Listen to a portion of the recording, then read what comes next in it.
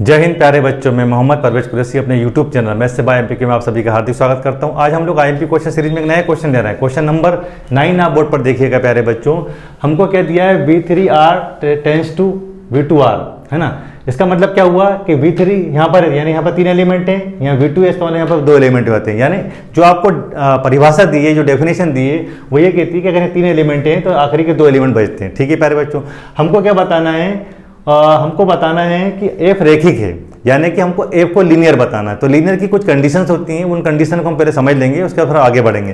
प्यारे बच्चों, आप देख पा रहे होंगे यहाँ पर आर क्या है, रियल नंबर है, यानी एक्स वाई जेड जो एक्स वाई जेड है वो आर के अंदर है, यानी कि वो रियल नंबर है। और हमको इस पूरे सिस्टम को रेखिक बताना है।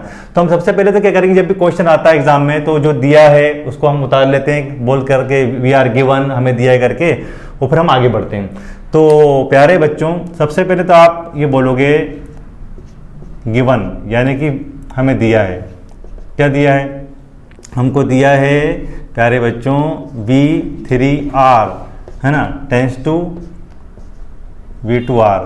यानी परिभाषा ये कहती है कि इस साइड अगर 3 एलिमेंट है तो उसका जो रिजल्ट आता है 2 एलिमेंट बचते हैं। ठीक है प्यारे बच्चों, और हमको एक डेफिनेशन भी दी है। डेफिनेशन क्या है वो हम उतार लेते हैं। एफ ऑफ, हमको डेफिनेशन दी F of X comma Y comma Z, है ना। तो डेफिनेशन के हिसाब से आखिरी के 2 एलिमेंट बचते हैं, ये आपने देख लिया अच्छे तरीके से। ठीक है प्यारे बच्चों, अब हमें सिद्ध करना है कि एफ लीनियर है, यानी कि एफ रेखिक है। तो हम लिखेंगे वी नो दैट, है ना, द कंडीशन ऑफ लीनियरिटी, यानी कि लीनियर की कंडीशन। हम जानते हैं कि एफ रेखिक कब होगा, है ना। तो हम यहाँ पर क्या करेंगे, हम जानते हैं कि वी नो दैट, है ना, हम जानते हैं कि एफ रेखिक होगा, है ना, एफ रेखिक होगा यदि we know that F is linear if, ऐसा लिख सकते हैं, we know that F is linear if.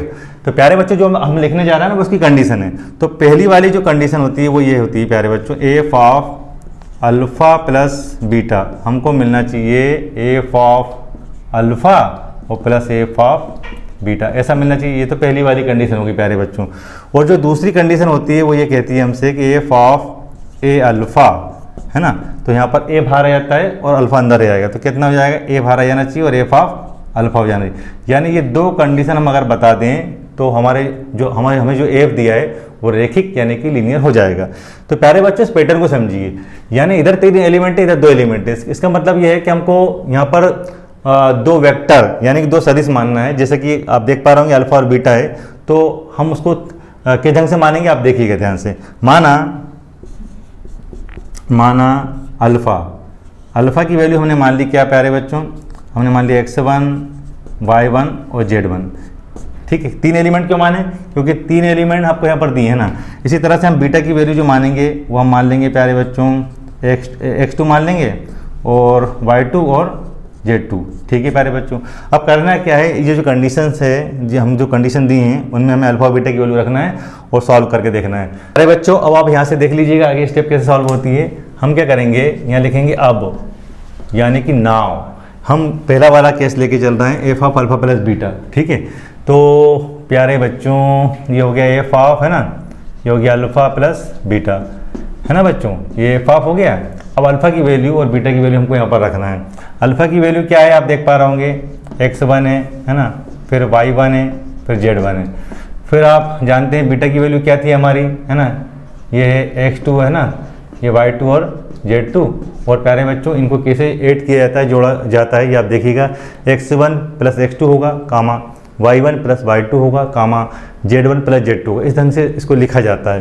तो आप देखना, ये हो जाएगा क्या हो जाएगा, ये हो जाएगा x1 प्लस x2, फिर कामा हो जाएगा प्यारे बच्चों y1 प्लस y2, फिर हो जाएगा बेटा z1 प्लस z2, है ना, z1 प्लस z2। अब आप देखो, जो आपको डेफिनेशन दी है वो ये है कि यहाँ पर 3 एलिमेंट है ना, तो आखिरी के 2 एलिमेंट बचते हैं और उसमें से ये फट जाता है। जिसका मतलब ये वाले 2 आखिरी के एलिमेंट है ना प्यारे बच्चों, ये इसका रिजल्ट आएगा, जिसका परिणाम आएगा। तो आप देखना क्या हो जाएगा, ये y1 प्लस y2, फिर कामा कितना आएगा, z1 प्लस z2।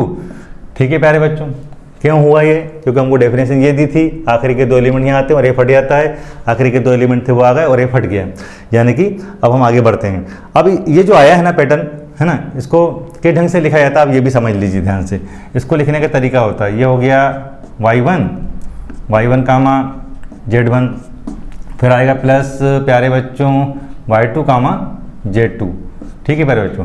इसको अगर आप सॉल्व करोगे तो वही आएगा। क्यों आएगा? कि y1 प्लस y2 हो जाएगा कामा z1 प्लस z2 हो जाएगा। अब समझने वाली बात ये है कि अगर हम इस चीज़ को ऐसा लिख सकते हैं, है ना, तो इसको वापस ऐसा लिखा जा सकता है, ठीक है ना, डेफिनेशन के हिसाब से। तो यहाँ पर आप समझ पा रहा हूँ, यहाँ पर x1 आ जाएगा, यहाँ पर भी, यहाँ पर x2 हो जाएगा। तो जब हम इसको ऐसा लिख सकते हैं तो इसको ऐसा लिखने के लिए क्या होगा, यहाँ पर यहाँ f वापस आ जाएगा, ये हो जाएगा f ऑफ, है ना, x1 कामा y1 कामा z1। देख लीजिए आप, पैटर्न समझिए आप, ये y और z है, यहाँ y z तो एक सा आ गया। अब चूंकि हमारा 1 और 2 वाला पैटर्न चल रहा है तो उस हिसाब से हमारे एलिमेंट दिखाएंगे। इसी तरह ये 2 वाला चल रहा है पैटर्न, तो क्या आएगा, f ऑफ, यहाँ पर आ जाएगा प्यारे बच्चों x2 और ये हो जाएगा y2 और ये हो जाएगा z2। अब आप बहुत अच्छी तरीके से समझ चुके हैं, हमने इसको अल्फ़ा नाम दिया था, इसको बीटा नाम दिया था, तो क्या हो जाएगा प्यारे बच्चों, ये हो जाएगा f of alpha plus f of beta. और ये देखिए आप ध्यान से, ये हो गया f of alpha plus beta, है ना, ये आ गया पहला वाला केस। ये हमने पहला केस बता दिया है, आप देख लीजिए ये वाला हमारा केस सॉल्व हो चुका है। अब हमको सेकंड नंबर वाला पोर्शन सॉल्व करना है। तो बच्चों हम केस नंबर 2 सॉल्व करेंगे। केस नंबर 2 आप देख रहे हैं, F of A alpha equal to होता है, ए बाहर आता है, एफ ऑफ अल्फ़ा आता है। तो आप एग्जाम में ऐसा लिख सकते हैं एंड नाउ करके, या हिंदी में लिखेंगे तो आप लिखेंगे और अब, है ना, यानी कि अब हम ऐसा कर रहे हैं। ये केस क्या कहता है, एफ ऑफ ए अल्फ़ा, ना, हम एफ ऑफ ए अल्फ़ा लेके चल रहा है और हमको ए बाहर लाना है और यहाँ पर एफ ऑफ अल्फ़ा बचाना है, किसी बात नहीं। तो प्यारे बच्चों ये बढ़िया चल रहा है, ये हमारा आदि से इसको यहीं पर रहने देते हैं। और अल्फ़ा की जो वैल्यू है आप देख पा रहे हैं, x1 कामा y1 कामा z1 है, तो ये वैल्यू हम यहाँ पर रख देंगे। और क्या है, यहाँ पर हो जाएगा आपका x1, ये हो जाएगा y1 और कामा z1। प्यारे बच्चों आप समझ पा रहे होंगे अच्छी तरीके से, इस a का तीनों जगह इंटू हो रहा है। तो क्या करेंगे हम यहाँ लिख देंगे एफ ऑफ, है ना प्यारे बच्चों, ये हो जाएगा a x1 और a y1 और a z1। अब बात वहीं पर आ जाती है, देखिए ये f ऑफ x का y z का रिलेटिव y z, यानी कि आखिरी के 2 एलिमेंट बचते हैं कब, जब f हट जाता है वहाँ से, f को वहाँ से हम एलिमिनेट कर देते हैं तब। तो क्या हो जाएगा, यहाँ पर आ जाएगा a y1 और a z1, ठीक है प्यारे बच्चों। अब हम चाहें तो a को बाहर ले सकते हैं, क्योंकि हमको यहाँ पर a बाहर दिखाना भी था। तो हम क्या करेंगे, यहाँ से a को हम बाहर ले लेते हैं, यहाँ क्या बचेगा y1 कामा z1। अब बात वहीं पर आ जाती है, देखिए आप, जब हम इस चीज़ को ऐसा लिख सकते हैं तो इसको वापस ऐसा लिखा जा सकता है। और यहाँ पर 1 वाला पैटर्न चल रहा है ना, तो यहाँ पर क्या हो जाएगा, ये a बाहर आएगा, ये हो जाएगा एफ ऑफ x1, ये हो जाएगा y1 और z1, है ना, क्योंकि इसका रिजल्ट यही आएगा, आखिरी के 2 आना चाहिए, ठीक है। तो हमने यहाँ पर ये भी बता दिया कि F of A alpha equal to होता है ए और एफ ऑफ अल्फ़ा। क्यों? क्योंकि ये पूरा हमने अल्फ़ा माना था, तो ये हो जाएगा ए बाहर है और ये आपका अल्फ़ा है। ये हमने केस नंबर 2 को भी बड़ी आसानी से प्रूफ करके बता दिया। ये केस नंबर 2 हो गया, यानी हमने ये भी प्रूफ कर दिया। तो इसका मतलब क्या हुआ, अब हमें सिर्फ इतना सा लिखना है, it is clear that F is linear, यानी कि स्पष्ट है कि एफ रेखिक है। भाई इतना सा हमें लिखना है और हमारा क्वेश्चन सॉल्व हो जाएगा। अब आप चाहें तो लिख सकते हैं, हाँ, स्पष्ट है कि एफ, इंग्लिश मीडियम वाले लीनियर लिख देंगे, हिंदी मीडियम वाले क्या लिख देंगे, रेखिक है ना, एफ रेखिक है। उम्मीद है आपको ये वीडियो पसंद आया होगा। अगर आपको हमारा ये वीडियो पसंद आया हो तो प्लीज़ हमारे चैनल को लाइक करें, शेयर करें, सब्सक्राइब करें। धन्यवाद।